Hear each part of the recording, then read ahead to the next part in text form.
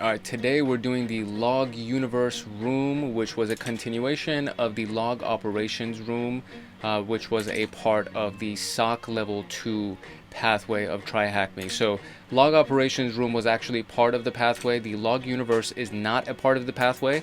Therefore, I haven't included it as the actual SOC Level 2 pathway series, but I think I'm just going to label this as episode 2A or maybe episode 2B or something like this, just to kind of keep it in line with everything that we talked about in the log operations room. So that being said, what we're going to be talking about, or what we're actually going to be doing, because in this last one right here, we did mostly talking and there was just a lot of read through that we did, but in this one we're actually going to be going through logs. So we have a virtual machine that we're going to launch, and then we're just going to kind of go through logs. So that's basically what is going to happen in this video today. So the intro to this particular room is actually pretty straightforward. We're just going to go through various log types, and then we're going to carve data from those log types. We're going to pull data from those logs. The learning objectives are how to identify and use different log sources, understand what to expect from different log types, and gain hands-on experience in data carving from the log files. So I love hands-on stuff. I love practical exercises, and this is one of the reasons why I love TryHackMe so much. So if you have not gotten your membership to TryHackMe, I would highly recommend that you get it. There's a discount link in the description below.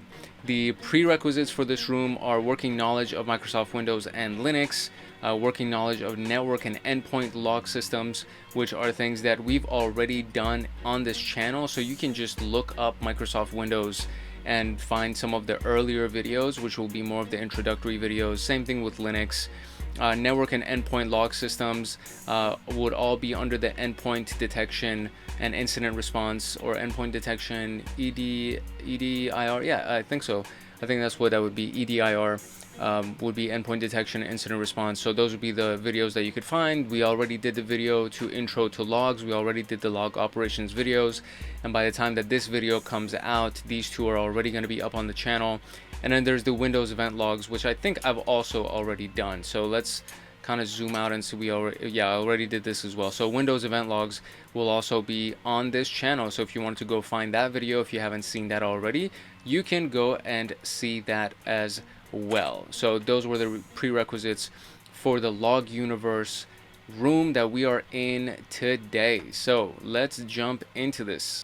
Alright, logs are obviously very important. They are the digital component, or the footprint, the digital footprint of what happens inside of a network, inside of a computer or a phone or anything like this. Logs are super important, but to be able to get the most out of them, you need to understand what types of logs there are, the formats of the logs, what they actually offer to you in the context of information, and what you can pull from those things. And then once you actually have an understanding of that, then you can start pulling the information, because you could be digging through something that has absolutely nothing to do with the incident that you're trying to solve, and you could be digging through that thing for hours and not find anything because you were looking in the wrong place the entire time. So that's what it means to know what types there are, what formats there are, and what information they hold, and how you can get the information that you actually need. The logs provide visibility, context, and carry evidence value in security operations, incident response, threat hunting, compliance, cyber resilience, and cyber maturity. Most importantly, the ability to correlate simultaneous and distinct events among distributed networks and systems is also achieved with the visibility and context that has been gained by logs, right? So this is very important, and really good to understand. So these are some of the sources that you will find when you actually go, the sources that generate logs, right? So these are the various sources that will generate logs for you. You have physical sources, so facilities and areas where critical systems are hosted. Then security camera surveillance and access logs of physical entry and exit from a system control room or offices. These are physical locations and physical items that will generate logs. And then the virtual stuff is much bigger, right? The virtual list is much bigger. So you have network components. So you have the logs that are generated by network devices like routers and switches and plug-in devices like wireless access points and stuff like that. Then you have operating systems, so anything that It could be iOS, it could be Android, it could be Windows, it could be Linux, it could be Unix, Mac OS, etc. Then you have the server. You have security appliances. So security appliances are a big one, especially because we're in cybersecurity and that's what we're studying. So there's the firewall log, the antivirus or malware log, the intrusion detection system log, intrusion protection system log, or intrusion prevention system, the data loss prevention logs, the VPN virtual private network logs. All of these things are under security appliances. And then of course you have applications and frameworks. So .NET, Java, PHP, Python, all of these things generate their own logs, application logs. You have mobile device logs, virtualization, cloud components, databases. There's so many of them. There's so many of them. And this isn't even the full list, right? So that's what's crazy about the spectrum, the world of logs. There's just so much. And the Intro to Logs room covers common log types, right? So if you haven't seen that, go check that out, just so you can understand, or you can just skip to that particular part of the video so you can understand just how many different types of logs that you can actually deal with, especially in the world of cybersecurity. So data specifications are very important. So there's a lot of sources that you can generate logs from for different purposes. But to avoid noise, this is a big part right here, to avoid log noise and to enable log management, correlation, and investigation, some minimum qualification requirements have to be present. And these are some of the base qualifications. So the system that created the log needs to be in the log information. So what was the system that created this log? The creation time. This is very important. So the date and time and the time zone that the log item was created, so the specific event inside of that log, that needs to be inside of all of the logs that you're because you can't connect the dots. You can't correlate. That's the specific term.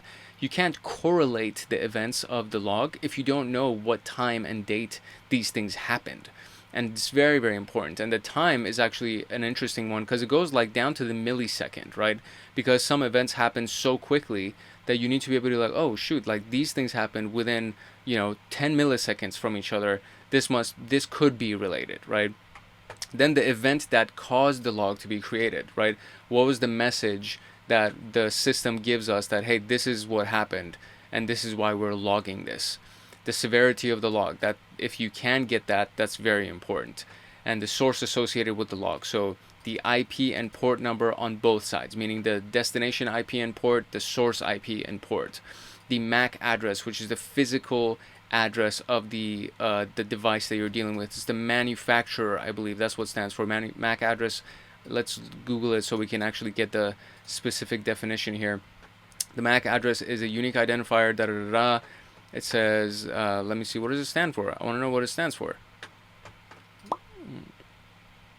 Media access control address, that's what it is. So the media access control address is what the MAC address is. And if you can get that inside of your log, that would be great. The username of the account or the person that attacked you or the person that created the log item, anything, the username would be super useful. The system name, super useful. And this could be the host name, it could be the computer name, the device name, whatever, because devices get their own individual names and you could have multiple users on the same device, right? So if you can't get the username, it would be very useful if you can at least get the system name. And this is just base qualifications, right? If you can get more, that's great, as long as it's relevant, because you don't want irrelevant information. But this is base information. If you can get that, then you are golden.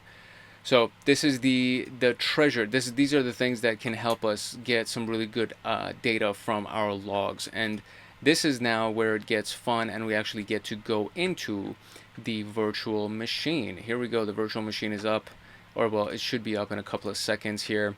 And once that is up, we'll actually jump into it. Let's read through this real quick. Okay, so the virtual machine that we're going to be using is an Ubuntu machine with an open source log parser, which is called ulog viewer. And there are sample logs that we're going to be investigating as we go through this information. There's going to be an in-browser access for us. There's data sets that we can use on the desktop, and Windows, Linux, and Apache logs that we're going to be going through. I've already clicked start machine, so that's all good. then these are the types of tools, I guess, that we have access to. Oh, it's basically kind of telling us how to navigate this whole thing. If you don't know, if you don't know how to navigate, the text files and how to save something and how to open something, this is what all of this is for. So the application logo is located in the desktop folder. You double click it, it's going to start. The application will ask you to choose a log file. There are 4 pinned options that are ready to use already, which is right here. The Apache Access Logs, Linux, raw text, and Windows event logs. And then we have task 4, which is going to be our Windows. Task 5 is going to be Linux, and task 6 is going to be Apache. And these are all the stuff that's already on the desktop available for us. And this specific thing, it seems to be the actual screenshot from the tool that we're going to be using. So if you once you open the application and you couldn't select a profile and ended up with an empty screen like the one that's right here, you can do this, right? So you click 1 here, you click the log profile to be parsed. Number 2, you add the log profile to be parsed. You filter the logs to perform the search using 3 right here. This is how you enter your filters. Delete the loaded logs from the UI, which is going to be the little trash button right here. And then open a new tab for different log sources, which will be that piece right there. So pretty user-friendly, pretty intuitive. And then in addition to this, the image below shows what to expect after data parsing and viewing the log message with filter options. So once you've actually implemented some kind of a filter and you're looking at your information, this is what it's going to look like. And then if you wanted to view more, then you click on that and it will give you more information about that specific line item inside of the log. So that's all we got, and our machine is already up, and I'm super excited about this because I like practical stuff. So here we go. So the first one is going to be the Windows Event Log Anatomy. What's important about this specific piece right here is this part where it says the logging scope is fully configurable and the default settings are not enough for the current state of the threats. Being comfortable with logs is a vital skill, but it's also important to have the general characteristics before deep diving into each log source details. So let's look at what the characteristics are, and you can then configure them, right? So the format / extension right here, the default format, or actually this is, I guess, format / extension. So this is what's going to be the extension of the event logs themselves. And then what can be extracted in the following formats. It could go into XML, CSV, or TXT. I highly recommend to do either CSV or XML because it provides at the very least some kind of a field name, and you can parse through it a little bit easier, especially if you're looking at it in raw format and not doing anything using some kind of a tool. The file locations are going to be in these environments. 2003 and earlier versions of Windows, it's going to be inside the Windows System 32 configuration, and then in the Vista and newer is going to be System 32 Win event and then logs. And then of course the defaults is going to be the event viewer that's going to help you with that. Then there's alternative tools that you can use, like the tool that I think we're going to be using today. Windows event logs can be generated and stored in a variety of extensions. The alternatives here provide great flexibility in the logging and analysis process, allowing the environment to be painlessly set up for the analysis phase and taking advantage of alternative components. After getting familiar with the log file formats, it is timesecure to identify that. That's a misspelling right there for sure. It is time to identify the event log file categories by default. There are 2 main log categories in Windows. The details are shown here. So you have the Windows logs and then the application and service logs. And this is what it looks like. And this is our screenshot, which, I mean, doesn't really tell you much. So for Windows logs, is the built-in Windows event logs. The main focus is system activities. It's not customizable, and it gives insights to the overall system. Application and service logs are more specific on individual application services. They can have custom log formats, and they give insight on particular applications and services. So you have hardware events, Internet Explorer, key management, OpenSSH, Windows PowerShell. These are all applications and services. The application security setup system, these are all things that are inherent inside of the Windows machine. You cannot customize those, but application and service logs you can customize. And of course, since there's a lot of information that can be achieved through Windows, we can get hundreds of logs for 2 categories that we just went through, these 2 categories right here. So some are commonly used and others need to be activated by configuration. So let's look at the common ones. and what information they provide. So Windows logs could be for the application log channel, and it shows application and software logs. Again, Windows log, system, security setup. So system is going to give you the OS and components logs. Security is going to give you local and group policy and audit logs. Setup will be application installation logs. Forwarded events, so logs sent from hosts that are residing inside the same network. And then you go into the application and service log categories. So PowerShell operational. So this is the detailed. I don't know why I can't see the full thing here. It's kind of frustrating. Am I zoomed in or something? Let me zoom out, see if I can get that right. Okay, well, that's a little bit annoying. But we can't get the full information here. So application and service logs. So it has the operational portion of PowerShell, focused on security audit and compliance, and scripts, detectability modules and administrator actions. Application and service logs for PowerShell. So PowerShell logs focused on debugging and scripts for diagnosing script issues. Detectabilities would be script execution and errors and script information. And then the hints and images right here. Here we go. You can open and view the details of this, yada, yada, yada. Log name, source, event ID, the level, information, error warning. This is important. This is something that will tell you whether or not you need to be addressing something right away, or you can disregard it. The user, the logged event time, the task category, process creation, service creation, or clearing of a log. This is also important. When somebody clears a log, you want to know why they cleared the log, and if anything shows up that is a log clearance, you kind of want to think about it. It could be somebody that was inside the system and they're trying to erase their tracks, and so they cleared the log. So when you see that, it should kind of notify you that this might be an event of interest. You have keywords that you can flag, none. So these are standard keywords with the OS resources. So there's no keyword, no filtering is performed. There's audit failure, that the audit was failed, and an audit success. And then you have the computer itself, the host name of the computer, and the message that was available. And all of this stuff, again, is available when you click on the view more information. And this is where things get super interesting. So event IDs are where you can find information, and you can look for like specific keywords on Google and say, what's the event ID for this? And when you go through Splunk or Windows Event Viewer or any of these tools, you won't really you're going to get the event ID more often than you would get the details of the event that you can track back to. So if you see an event ID that seems sketch, or if you don't recognize it, you can go and search for that event ID, and then it'll give you a detailed description of what that event ID belongs to, and you'll now know that, hey, this is a big, this is like an important thing to consider. And there is no, the same event ID isn't going to be used for different things. So for example, 4720 won't be used for anything other than user account creation or the activities that go involved with that. 22, user account enabled. 23, attempt to change an account password. The user attempts to change their own password. 24 would be the reset account password.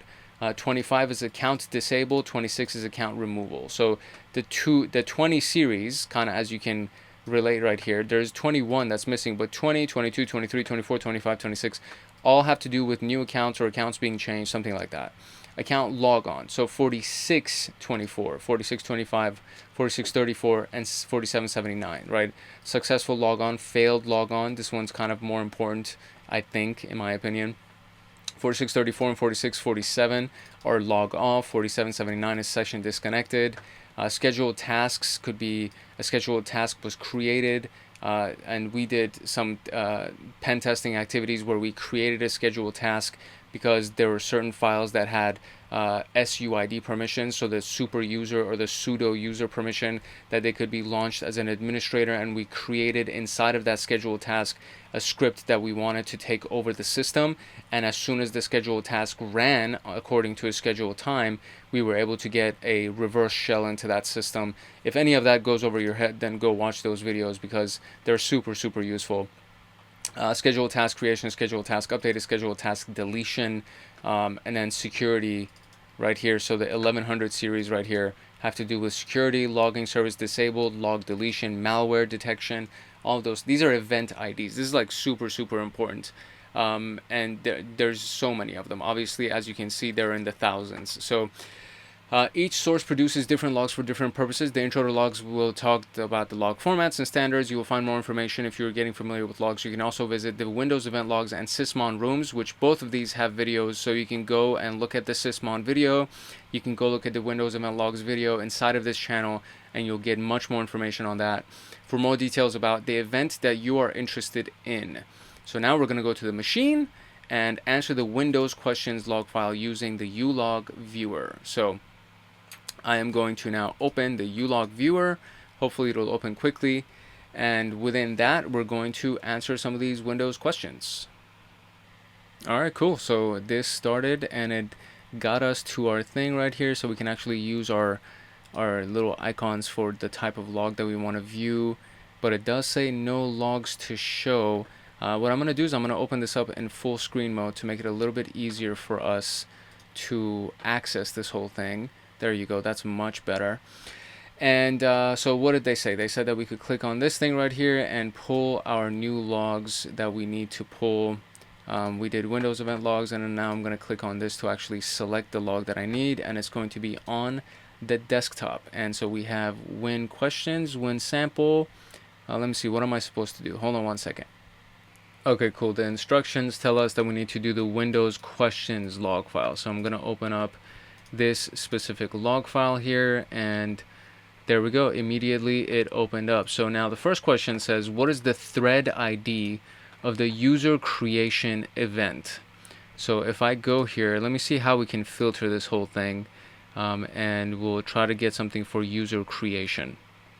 Okay, actually, so what we're gonna do is we're gonna go based on right here. So it's gonna be the 4720 event ID that has to do with user creation. So if we find that event ID for 4720, then we would be able to find the user creation TID, thread ID, and it's right down here. So 4720 is the event ID, and the thread ID is 744. So that's going to be our thread ID for this. And now it says, what is the account name that creates the new user? And we see it right here. So the target username is administrator, target domain name, SUID, subject username administrator. So it seems to be administrator. So let's see, this is the domain name, which is an Atomic Bird.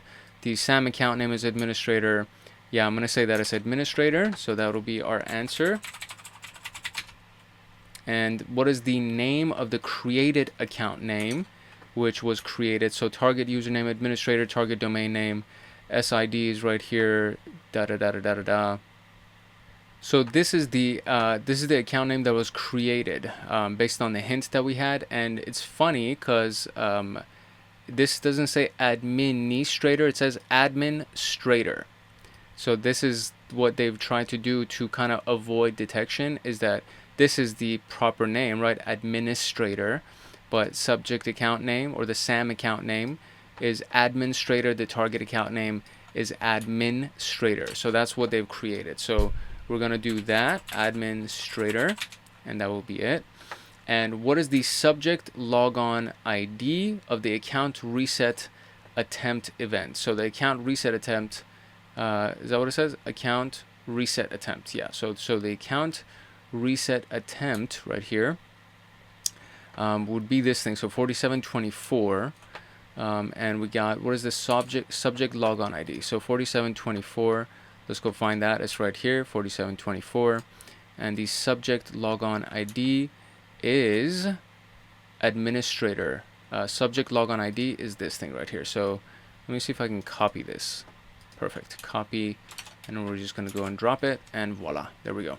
Nicely done. Easy does it. So there we go. That was our first series of Windows event log analysis. That was not bad at all. Fairly straightforward and easy to do. So now what we're going to do is we're going to look at the Linux logs. So let's look at the Linux logs. All right, Linux logs are, I mean, for the most part, it's going to be pretty similar to what happens on what we learned from the Windows logs, except the log format name extension is very different. Obviously, the location of it is going to be different. It's not going to be as robust, meaning that you're not going to get as much information as you did from the Windows logs, because if you remember, there was the system logs themselves, the Windows system logs, and then there was all the application and service logs. For this, it doesn't tell you all of that stuff. So what we can do is we can kind of incite those logs to happen by commanding Linux to do it for us. But in this particular case, we're not going to be doing that. In this case, we're just going to be looking at the general system logs that are going to be generated. And Linux in general, especially if it's just a command line version, because there's like a very, very basic version of Linux that's super command line driven. There is no GUI, there's no graphic user interface. Therefore, you're going to be only working with the command line and all the logs that are generated for that machine and all of its limited sources that are generated. If you download any kind of an application, then you can, or I think they call it packages. They don't really call it applications. But if you download any of those things, then for each one that is downloaded, you can choose to actually have logs created as the system continues to process it. So you have the general system logs, authentication logs, the daemon logs, and the daemons are very similar to the kernel, but you also have a kernel log right here, system boot logs, the debug logs, the apt command. Apt is used for installation and checking if things are installed, background device logs, audit logs, failed logins only have their own thing, and you can look at that by doing fail log. Last logins can be done with last log. Active logins can be done with who, not to be confused with who is, which is all one word. Who is would be one word, but who specifically looks at who, the active logins. And then we have the kernel ring buffer logs, and all of these things can be accessed with a simple command. So the stuff that's going to be inside of these things are the timestamps, hostname, application, process, name, process ID, message ID, and the message itself. So similar, different from all the information that we got from the Windows logs. And the IETF. So while the RFC defines the main structure, there are alternative implementations of message presentations. The common structure is IETF. So IETF log format will give you the timestamp, hostname, process ID, the PID, and the message associated with it. And then you have the sample log, which is the syslog. That's what we're going to be looking at right here. This item that you see right here, this is a sample from the syslog in IETF format. So you have the timestamp, which is this whole piece right here. It has the date followed by the time. And then you have the name of the host, which is the temp server. You have the process PID, so sudo 2345, and then this is the message: authentication user alice executed command user bin apt get update, right? So this showcases an event where the user alice executed the command update for the apt using the sudo command on the server, temp server. This log entry provides valuable insights into the user actions, including the executed command and the authentication details, which can aid in auditing and monitoring system activities.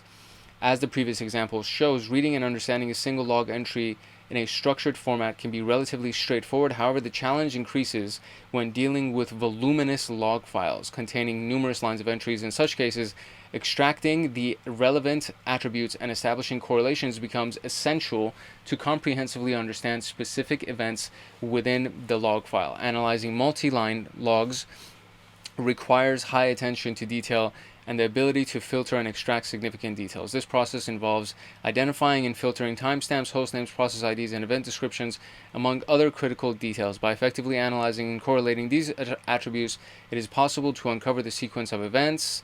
In summary, while individual log entries may seem manageable, the complexity arises when dealing with large data sets.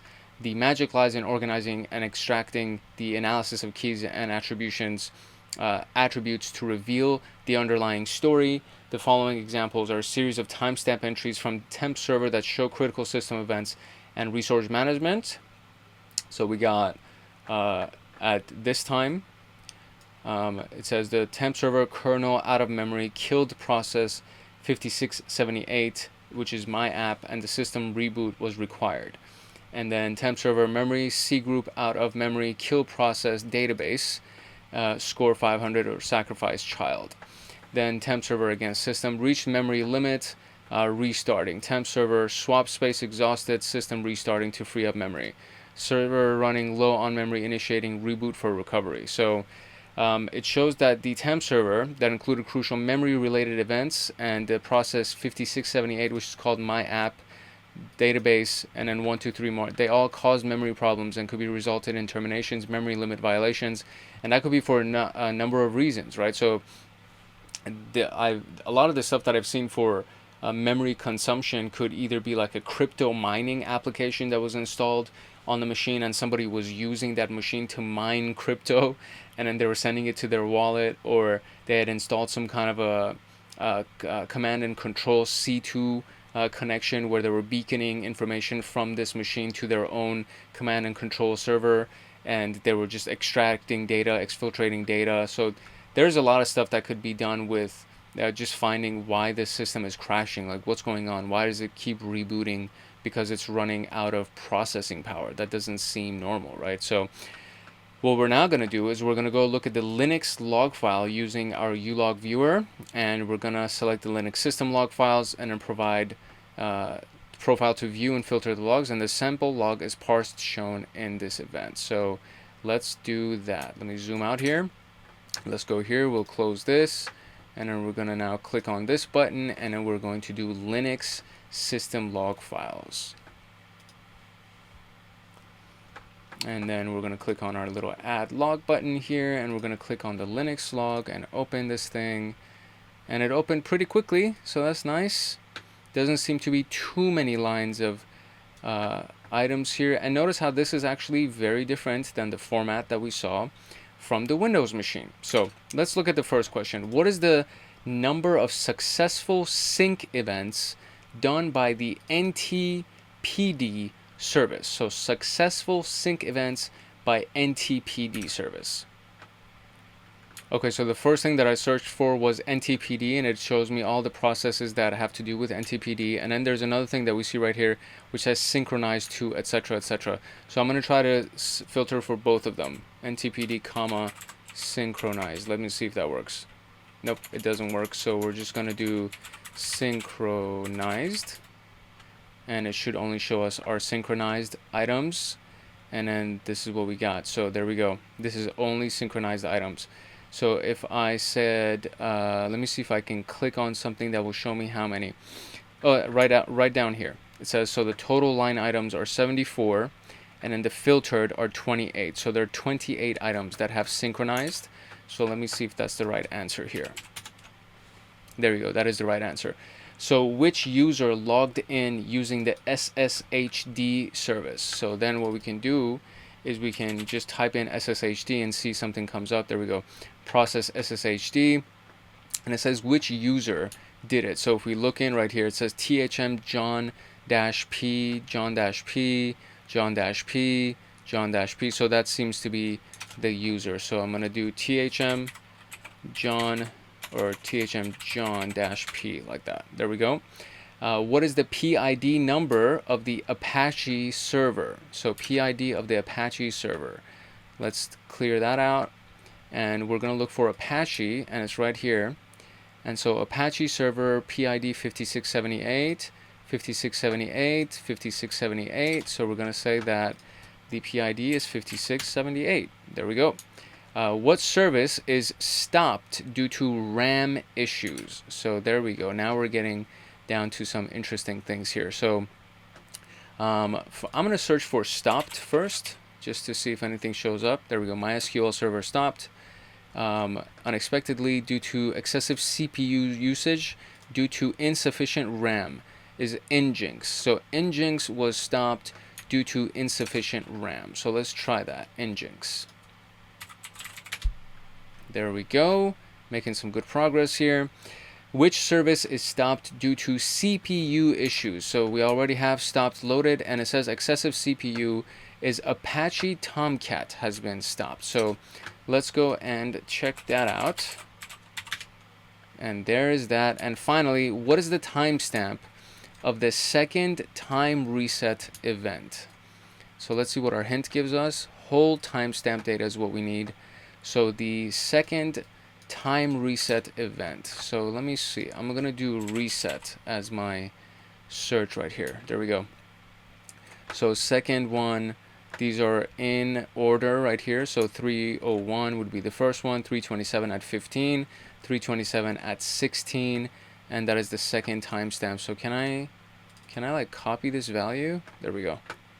I'm going to do this, and I'm going to copy this entire value. voila, and we're gonna go here and we're gonna paste it, and boom. Why is it wrong? What's the format that they're looking for? Is that the wrong one? Let me see. Maybe I got the wrong information here. Oh, the second one. The second one. Dude, I'm such a dork. Unbelievable. That's the second one. I pulled the third one. That's the second one. There we go. We got it. Nicely done. Yay me. Okay. All right, cool. Now moving on to the last one, which is the miscellaneous logs for Apache. Let's get this done. All right, application logs here falls under miscellaneous. So application-based events, giving more insights on applications and process-based details that will help Apache is also a log file inside of Apache logs, just based on the services, I guess, is going to be different. So the location of them are going to be different. This all seems to be Linux, right? So the var-log is a Linux type of a syntax. So it could be Apache 2, Apache 2 access log, Apache 2 error log, etc. So the main directory is inside of Apache, and then inside of Apache you're going to find a bunch of different types of logs. The default is going to be system log viewer, and then you can have different tools, or if you could, these are all command line things. So cat will just list the entire thing, tail will list the last 10 lines, less will give you page by page, etc., etc. grep will search through it. So these are all command line tools. This, I think, is an actual a log viewer package, maybe. So access logs are invaluable records generated by web servers containing essential attributes. These attributes include IP addresses, timestamps, HTTP methods, URLs, so on and so forth. The IP address could be something like this, %H, which is the IP address of the client, which is the requester. %L is going to be the represents by the hyphen, which is the dash, and it appears when the requested information is not available. %U for user, the user ID information. %T would be the time information. For backslash quote, %R backslash quote, which is the request that was made. Percentage, and then this is like the greater than sign. S, and it's the status code that is sent back to the client. %B is the size of the returned object. %refer I is going to be the refer, whoever referred, the HTTP refer field, and then the user agent would typically be something like Mozilla or whatever the application was, that the application and operating system that sends the request over. So this would be the combined format, right? So you have the log format, and then it gives you the order that the information would be presented to you, and it's a combined log, which means it will show you more than the standalone. It was actually in the last video that we, not the last video, but the very first video that we did. There's a version that's combined, and there's a version that's like basic. And so this is what it would actually look like, right? So this is the IP address that came in. This is the user that came in, THM John. This is the timestamp that came in. And what do we got? This is the request that was made. It was a post request right here. This is the status code, the ID. This is what they were trying to request. And then this is the user agent right here. And the user agent usually is the biggest piece of data because it shows you everything. The, Mozilla, Windows NT, Apple WebKit, Chrome, Safari, right? So this is like the full user agent that was used right here. So the evaluation from this is that the above log file showcases a client IP, which is the very first thing that we see. It made a post request, meaning it wanted to send data to the API data URL on the server, which is this piece right here. And the response that they got was 404 not found. And the client was referred by the Login Universe THM page using the Mozilla web browser, right? So note that the web browser and operating system information can be manipulated or changed by the attacker crafting the custom packets or using an attack or audit tool just to mislead you on what they were doing. This is what a sample log would look like, and we're just going to look at that right now. And then the Apache log, which is the error.log that we're going to be looking at, is going to look like this. It has the timestamp, the level, so the log level of the message, the process ID, the source file, the error status, the client IP, and the actual log message, which is going to look like this, right? So the timestamp, the log ID, or the log level, excuse me, the process ID, the source file itself, and the error status code, the client itself, the client's IP address and port information, and finally the message. So that's what we got. This is our timestamp complete right here. We have the error that shows up right here. So this is the level of the error, right? This is the process ID that we got. This is the client information. And we got file does not exist, which is the error message itself. And then the full message right here. Or actually, I think this is probably the full message right here. So this was the client. This is the PID. The E is the PID? No, the PID is for P. So we didn't get all of this information. We didn't get all of these labels right here. Or at least I don't think so. Because the T would be the timestamp. The L would be the log level. So this is timestamp. This is the log level, which is an error log. Or error log item, especially. The PID would be the process ID, which is this thing right here. So far so good. After that, we would have the source file and the line number. So I guess this is the source file. So client is the source file, and it's on line 1, right? So far so good. And then we got the error status code, which that I don't see. And then we got the client IP and information, which I don't see. And then we just got the actual log message. So after this, we only see the log message, right? So it says the above log shows that a loopback address at 1, which means an internal request made to the resource favicon the favicon icon located on the same server. The message part highlights that the directory user doesn't contain the requested file. The error is valuable as it shows that it's missing a resource on the server.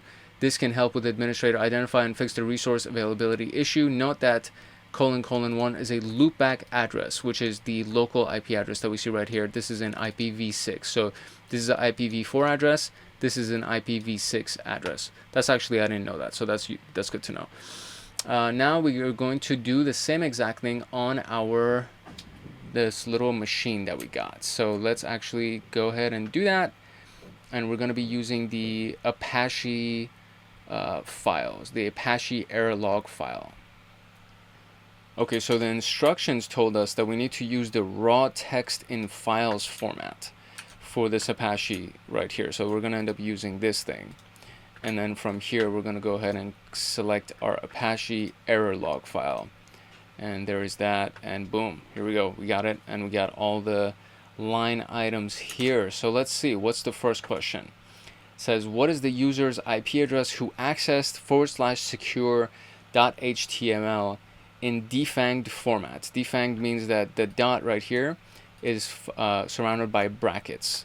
And so what we're going to be doing is we're going to be, whatever the IP address that they gave us, we're going to select it, or we're going to put it in defanged format. So I'm going to go to CyberChef, and CyberChef allows us to do defanged very quickly without me having to, put in a bunch of stuff. So I'm just going to go right here. I'm going to do defang IP addresses, and we're going to boom. We're going to do that.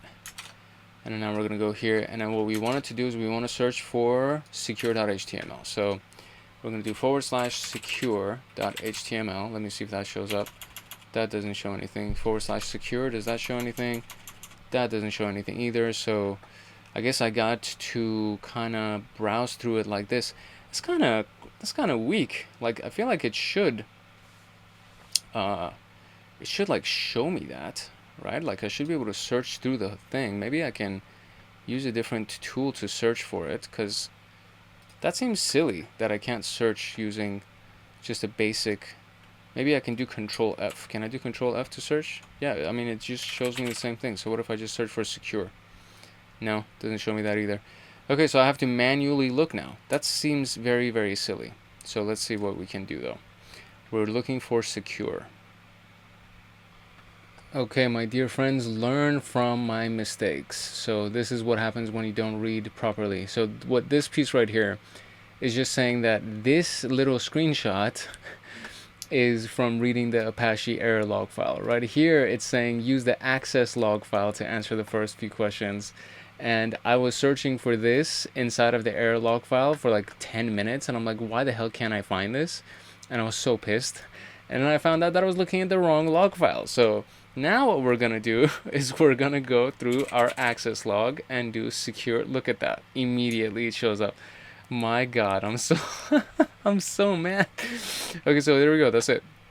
So the request was a GET request on the secure HTML, and they want the source IP to be defanged. So we're just going to copy this, and we're going to go to defanging right here, input that, and look at that. Immediately, it just gives me the defanged version, and then we're going to go and paste that here.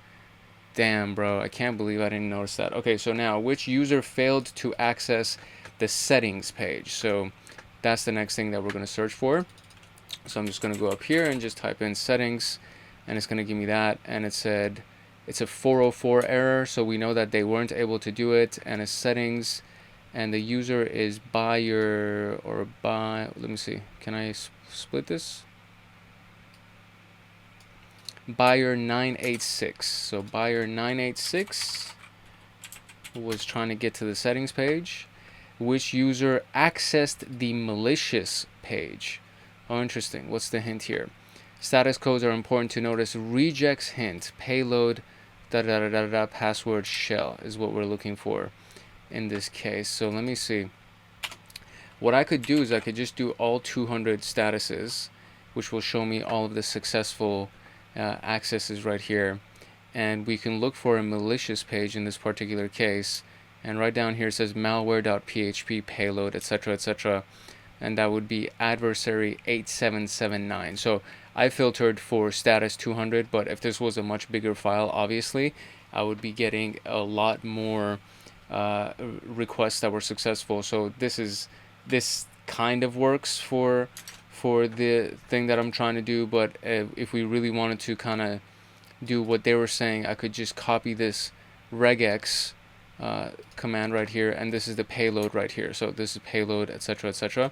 So I could just go there and I could paste that, and that should bring us all of the, well, it brought everything. So it brought all the things. So virus.php, malware.php, and there's a few different ones. Vulnerability exploit, so it's a few different ones.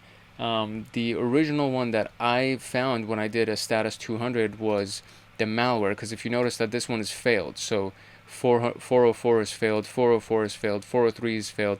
This is a denial from the server. 200 is the only one that's actually successful, which would be adversary 8779. So it would be ADV 8779.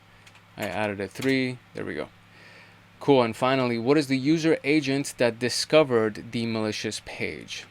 So what is the user agent that discovered the malicious page? And it's going to be this thing. So Nikto OpenVAS. Nikto is a cool tool. There we go. And there it is. Okay, now I can go to the error log file to answer the rest of the questions. I can't, man, sometimes I make some silly mistakes, man. And I spend so much time just losing my mind because the initial approach that I had was so incorrect. Okay, so there we go. Now we're in the error log file. So it says, what is the PID of the process that causes a permission error? So PID of the process, why can't I zoom in here? There we go. That causes a permission error. So what is the PID? What is a response code for permission error? The response code for permission error is 403 forbidden. So what we're going to look for is 403 in all of our stuff, and there we go. Access denied with 403, and what we want is the PID of that. And so we're going to look for PID right here. 6543 is the PID. So 6543. No way, that's not right. Okay, so let's see.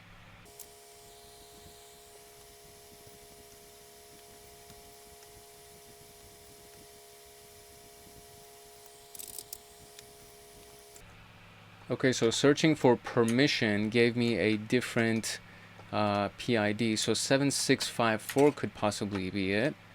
If 6543 wasn't it, let's see if 7654, yeah, 7654 is it. So instead of searching for a 403 response code, I just searched for the word permission and found that. So what is the request that contains an invalid method? The request that contains an invalid method. So let's search for invalid method in request, and I think both of them are both exactly the same, and they're coming from different IP addresses, but they both have the same exact invalid method request. So I think this is it right here.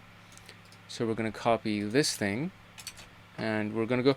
You notice how, like, it's so much easier to use a tool like this to actually search through these files.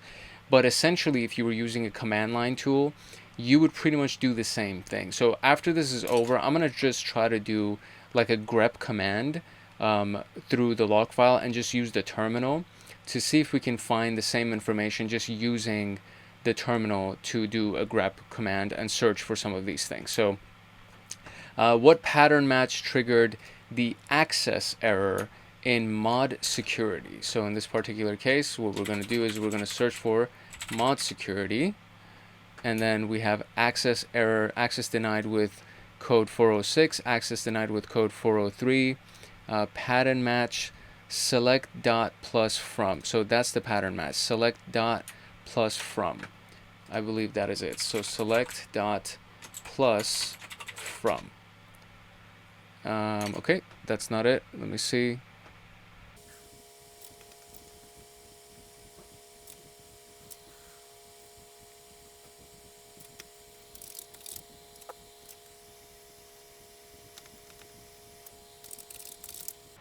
Oh, I see. So I had to include the opening and close parentheses in order for this to work. So it was right, but we just didn't, not parentheses, excuse me, quotes, the open and close quotes. You had to do that in order for this to work. Okay, so finally we have, what is the path value of the file that tries to remove data from the system? Ooh, interesting. Path value of the file that tries to remove data from the system. So let's see what we can search for here to actually make that work. So let's see.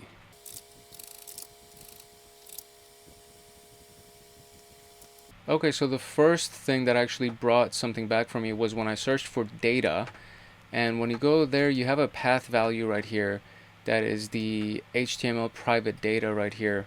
So let me see if this is the path value. Maybe we'll get lucky here. Let me see. That is not it. So that's not it. The path value of the file that tries to remove data from the system. Let's see.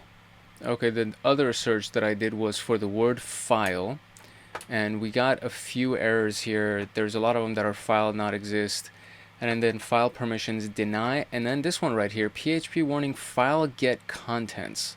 This seems very much like what we may be actually looking for. And so this is the path value of the file that tried to remove data. Maybe. We'll see. Hopefully that's it. Otherwise, I'm going to have to keep searching. Let's see if that's it. That is not it. All right. So let's see what else I can find here.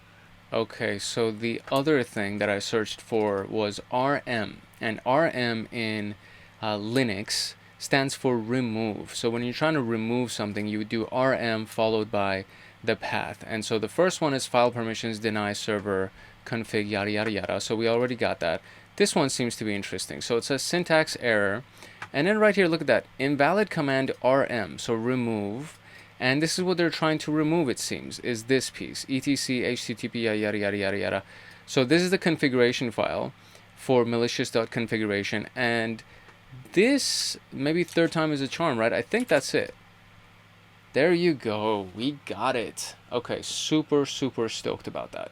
All right, so as I promised, I'm going to try to now locate all of this data by just parsing through the file using the command line instead of using this tool. And hopefully we can just find a few of these things that were you know, hopefully useful. So in this particular case, I'm not gonna go through all of them. I'm just gonna try to find a few of these things, with the hopes that we can actually get some information. So let's see. We're going to do. Let me first open it up, and then from there we'll try to find this information. Okay, so since we are actually inside of a Windows machine, I thought we were inside of a Linux machine or some kind of a Ubuntu machine, but we are inside of a Windows machine. So the syntax is going to be a little bit different when you're trying to search for something. So first, you can use the same thing for CD, which means to change directory. So this is originally when I opened it, this is the path that I was on. And then I would just do CD desktop to take me to the desktop, because as you can see, all of our log files are on the desktop. And if I just do a dir, it shows me all the log files. So that much we got. Now, instead of doing cat, because that's a Linux command, what we're going to do is we're going to do type, and then we're going to do access, or not Apache, excuse me. We're going to do Apache error.log, and then it'll print everything that was inside of that log, right? So now we see everything. So the next thing that I want to do is I want to find something inside of this. And typically, when you're doing Linux, you would do grep to find something. But inside of Windows, I believe it's called find str, so for find string. Let me double check, because I actually had to Google this. And yeah, it is find string. So find string is what we're going to do. So I wonder if we can just pipe it into our command, or if I can just do a find string. So I'm just going to do find string in this particular case, and I'm going to search for one of these things. So I'm going to do, you know, type such and such and such, and then I'm going to do find string permission, right? So let me do that and then see what we can find, right? So we're going to do type.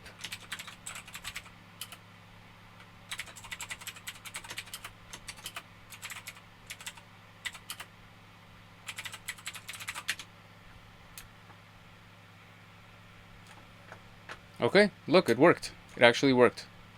So same thing, right? So if you actually know how to type what you're looking for, if you know the syntax of the command line of what you're looking for, you'll be able to get basically the same information. And this one was kind of a little bit faster, right? Because if you know how to use the command line, you just get into the command line. You don't have to wait for the application to open. You don't have to go find the file and load it and all these things. You could literally just start searching through the file. And it's actually much faster, because when you use an application like this thing right here, you would have to wait for the log file to populate before you can search through it. But when you're inside the command line, you could basically just start searching through it, right? And this is it. This is exactly what I did when I was inside of the application, that ulog viewer or whatever it was. I just looked for the string permission, and it gave me the line item, and then it said, look, file permission, deny server access on this thing, and I think that's the full line, right? So like yeah, that's the full line. And so this is the path of the configuration file, and then the PID 7654. That's what we were supposed to find right here, which we did. So what is the request that contains an invalid method? So I think the thing that I searched for in that situation was method. So I could literally just do the same thing, go here and just do method, and there we go. We got invalid method in request, and it gave me both of those things. I mean, that's pretty freaking cool. That's like much more useful in my opinion. I don't know. It was just super fast the way that it happened. And then so, you know, mod security, right? Which pattern triggered the access error in mod security? So I could do the same exact thing again. I can just do the same command right here. I just press up on my keyboard, and it loads the last command. And then what I'm going to do is just find for the string of mod security is what I'm going to look for, and it'll bring me all of those lines, and it gives me access denied in the code, phrase match for admin, and it's the username right here, and then phrase match, boom, right here. We got the select from, and that's our pattern match error. So you could do the same exact thing that we just did using that log viewer with just using the command line. As long as you know the syntax of how to read files and how to search through files, you could do it just as easily using the command line. And I would argue that it's even easier, because if you know the syntax of what you're looking for, it's so much faster and it brings you the results right away, and it's just way easier. So that was my little extra bonus for you for sticking it out to the end of this video, and you've learned how to do it with the command line inside of a Windows machine, which is actually not natural for me because I usually use Linux and I'm much better with the Linux syntax. But this was cool for me too, just to kind of get a good idea of how to search through it. And all I had to do was learn that find string command, and that was pretty much it. So yeah, that's it for our log universe video here. And the conclusion is very basic, so it's like, you know, congratulations, so on and so forth, and time to visit advanced slunk and advanced elk modules, which are actually inside of the SOC level 2 pathway that we're on. We're going to be going through advanced Splunk, and we're going to be going through advanced elk. But before we do that, we got to finish up our log analysis module right here, which includes one last item, which is the intro to log analysis. So we got intro to logs, log operations, and now we're going to go to intro to log analysis in our next episode, and that'll be it. And then we can go into advanced Splunk. So super exciting. I'm very, very happy to actually be able to do this with you, and hopefully you got a lot of good value from it. If you did in fact get value from this video or from this channel, I do encourage and invite you to like, subscribe, and turn on that notification bell so that you can become a part of our community, and maybe even drop a comment. I do love seeing the comments, and I do love responding to the comments. And believe it or not, our comment section is super live. There's so many people that drop comments and ask some really, really good questions, and it just gets deep. Like we go back and forth in these comment sections. So this is a very, very cool experience for me. At first I never realized that it would actually turn into this, but the community has grown excessively, and we have so many people. Look at that. I mean, they're in the hundreds, probably in the thousands now, that we've gotten so many freaking comments, and it's all so rewarding. And it becomes a community. It's very much like a community. People talk to each other in the comments, and I just welcome you to leave a comment. I would love to get to hear from you, and if nothing else, I would love to have you as a part of our community. So make sure that you like, subscribe, and turn on that notification bell so that you can get notified the next time that a video comes out. It's your boy Hank Hackerson at Hank Hacks Hackers, your favorite network and system attacker / protector. Love, peace, and chicken grease. If no one else loves you, Hank loves you. And I will see you in the next video for the next room later.